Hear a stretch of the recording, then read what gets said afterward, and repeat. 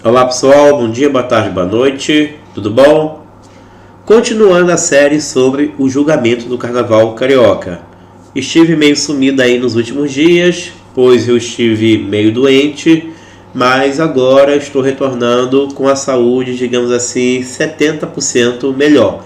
Inclusive o último vídeo que eu fiz, eu não estava bem, eu estava com a garganta bem inflamada. Mas agora estou melhor e vou continuar com a série falando ainda dos jurados, dos julgadores, dos seus direitos, seus deveres, a sua rotina, para depois partir para o quesito a quesito. Então, o julgamento do Carnaval Carioca, parte 2, logo após a vinheta.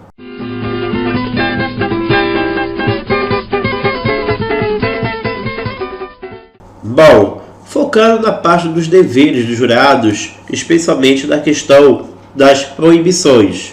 E depois eu falo de umas orientações que a Liesa dá a eles.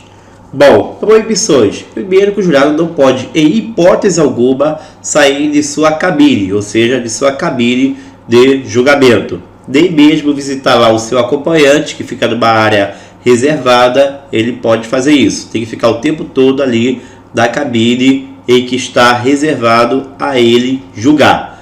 Bom, o outro ponto é que é proibido qualquer uso de aparelho eletrônico, até mesmo aqueles que parecem meio inocentes, como uma máquina fotográfica. E isso se dá justamente pela questão da evolução da tecnologia. Antigamente o jurado podia tirar fotos, só que hoje qualquer aparelho tem internet, então o simples aparelho meio que se torna, uma possível forma de comunicação externa, e com isso a Liesa fez muito bem proibir qualquer uso de aparelho eletrônico. Outra coisa, o jurado não pode dizer a sua nota ou do que achou dos desfiles até a apuração, até a quarta-feira de cinzas. Após a quarta-feira de cinzas, ele pode dar entrevista, ele pode tecer alguns comentários, mas assim, por experiência, eu vejo que os jurados evitam isso. Tanto que eu falei no vídeo anterior que eu chamei alguns jurados para me passar um pouco dessa experiência deles. Alguns têm 30 anos aí de casa julgando, mas ficaram com receio para evitar qualquer atrito com a Liesa, evitar a exposição.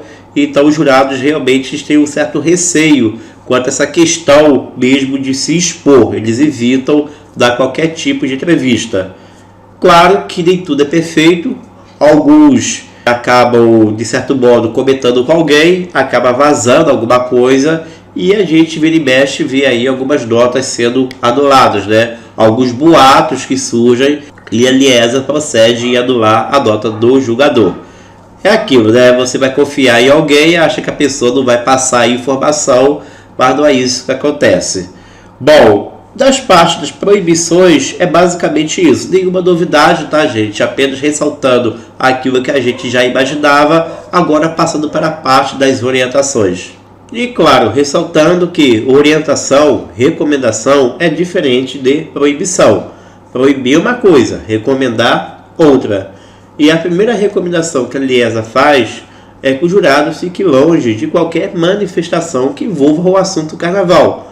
Não apenas durante o período de carnaval, mas durante o pré-carnaval. Assuntos que estejam nas mídias, sejam elas de rádio, TV e jornais. Curiosamente, o texto aqui do manual do julgador não cita a internet. A Liesa tem que atualizar esse texto aqui. Mas claro, fica subentendido que a internet está incluída aqui, tá, gente? Mas esse, a meu ver, é um dos problemas que existe hoje, não apenas no julgamento do carnaval, a meu ver, em tudo. Eu não vejo como um problema grave, mas eu acho inevitável, por mais que os jurados não queiram se expor, que eles não dêem uma espiadinha ali nos fóruns, no Twitter, até porque essas redes sociais, mesmo você fugindo do assunto, eles impõem que você tem que ler sobre o assunto. Eu falo por mim, tem vários tópicos, temas que eu tento ocultar do Twitter. Por exemplo, política.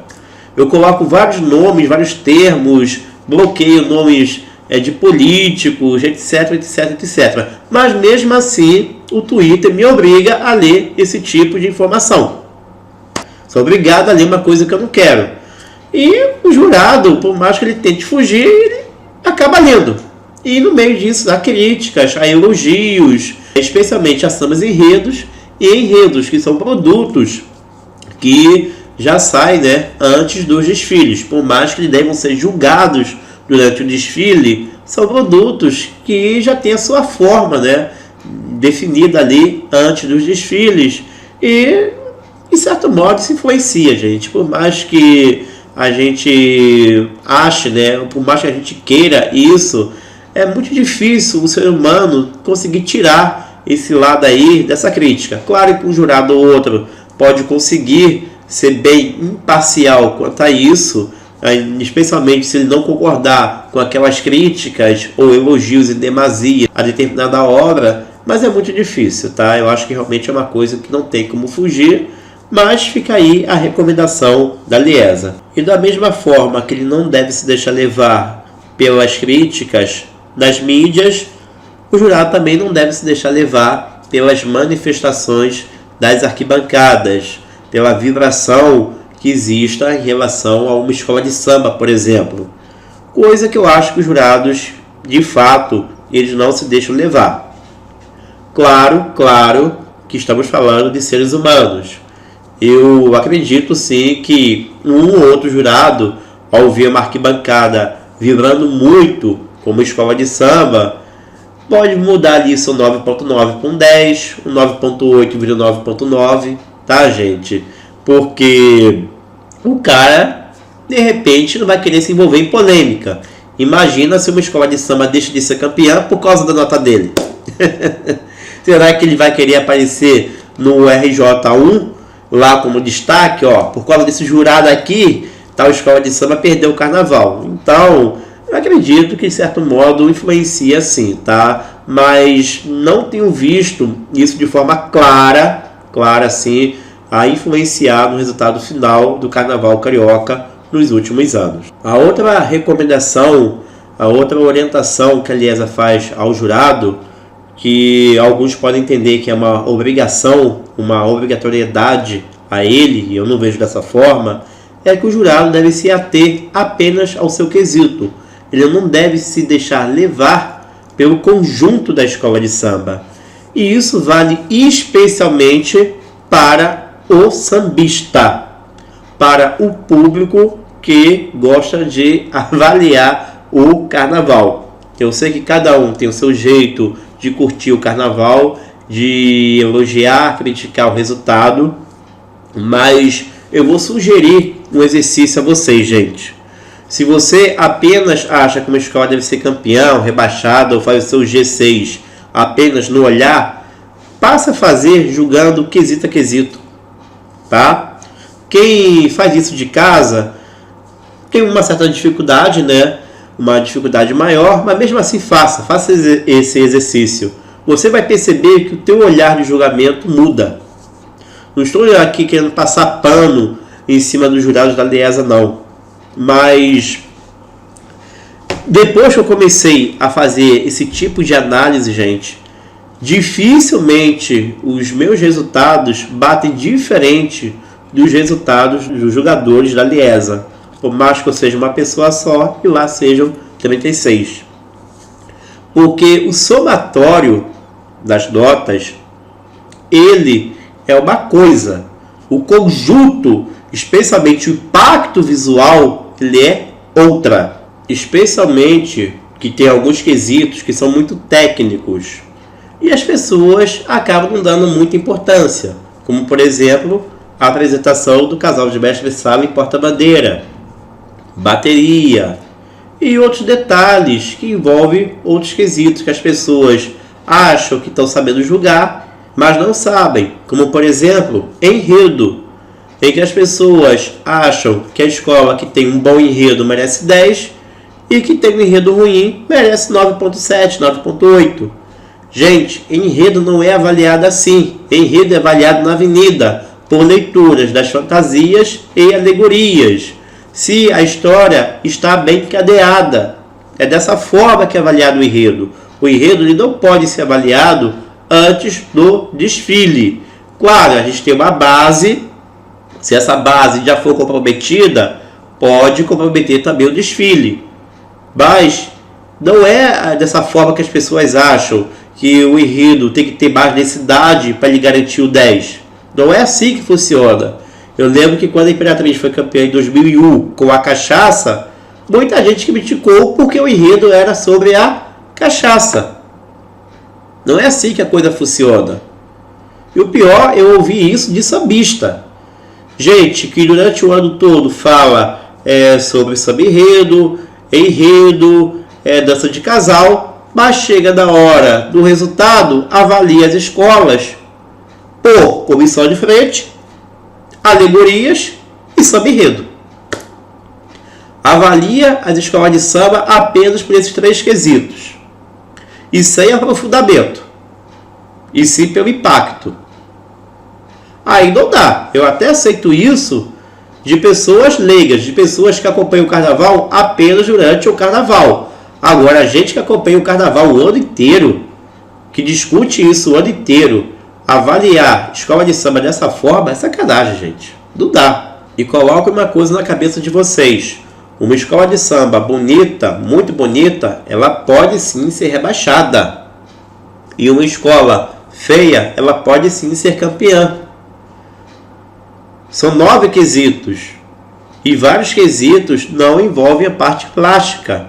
Bateria, samba-enredo, apresentação do casal, harmonia, evolução. Só aqui de cabeça eu falei o quê? 5 quesitos. Mais da metade. Então, tem que entender esses pontos.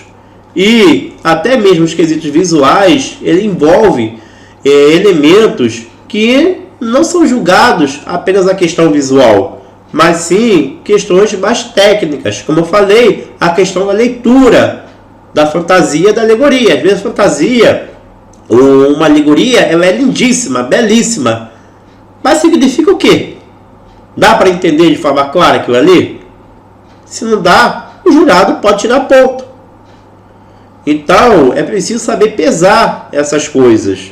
Não estou querendo que ninguém seja aqui jurado de carnaval, tá? Mas apenas usar o bom senso. Ou, como eu falei, faça esse exercício, seja jurado um ano, tá bom? Se você tiver aí disposição para isso, coloca ali as notas, o que você conhecer. Você pode se basear no manual da Liesa, que tem aí no site, tá? E tenta ser jurado por um dia. Você vai perceber que o teu olhar, ele vai mudar. Eu vou pegar aqui um caso para exemplificar o que eu quero dizer. Um caso polêmico, que é o da Tijuca 2014, que muita gente acha um absurdo, um roubo, uma grande injustiça, pois quem poderia ter sido campeã naquele ano era ou o Salgueiro, ou Portela, ou a União da Ilha. Mas na minha visão, a Tijuca merecia o título. Na verdade, eu saí da Sapucaí meio que certo disso. Eu ouvi um monte de críticas lá na arquibancada do setor 10, e eu lá assim, e eu vendo que a escola ia ser campeã. Não é que eu tenho bola de cristal, coisa e tal não, tá, gente? É porque a minha experiência, ela acabou ali prevalecendo e me dizendo um certo resultado que estava aparecendo na avenida. A Tijuca, ela apresentou o melhor casal, a melhor bateria, a melhor evolução, a melhor harmonia, o melhor conjunto, não vou dizer que foi o melhor conjunto, um dos melhores conjuntos e, para mim, um dos melhores conjuntos de fantasia. Na verdade, eu achei o melhor conjunto de fantasia naquele ano, mas os jurados não acharam bem isso, descontaram alguns pontos. Mas olha só, eram 10 quesitos, eu citei aqui 6, vamos colocar 5, metade. Uma escola de samba que tem metade dos quesitos quase como a referência, porque o resultado é comparativo, ou seja, o 10 é dela e as outras vão ter suas notas baseadas nesse 10 que pertence à melhor escola. Para mim é difícil perder o título. Ah, mas o samba-enredo era fraco. Sim, a escola sabia disso. O próprio presidente falou que levou o samba-enredo, que poderia perder pontos do júri, mas ganharia em outros lugares, como por exemplo em harmonia. E de fato isso aconteceu. Ah, mas alegorias, o desfile não foi bonito. Tá certo. Mas vamos lá. A leitura das alegorias eram claras. Os acabamentos não eram dos melhores, mas não comprometeram. Tudo certinho ali. Dessa época, jurado não ia muito pelo impacto visual dos carros alegóricos como vão hoje. Então, os descontos que poderiam aparecer eram poucos. E aí, gente, deu o resultado que deu. Eu entendo que as pessoas discordam e coisa e tal, mas tem que parar para pesar isso. Eu vejo muita gente discordar do resultado, porque outros desfiles foram muito mais bonitos. Para mim, isso não é argumento. Tem que mostrar o conjunto de quesitos. Foi legal nisso, daquilo, outro? Eu acho que não foi. Eu acho que os outros desfiles, por mais bonitos que tenham sido, eles apresentaram mais falhas. E aí, tem essas discussões. Bom, gente, eu vou encerrar aqui, tá? Porque minha voz não está deixando mais eu continuar. Tem outros pontos que eu quero discutir sobre essa questão do julgamento dos jurados, mas vou deixar para mais um vídeo, para depois entrar no quesito a quesito. Mas no momento, realmente, estou tendo muita dificuldade em gravar esse vídeo ainda, porque a minha garganta ainda não está 100%. Tá legal? Bom, é isso. Valeu, abraços e até a próxima.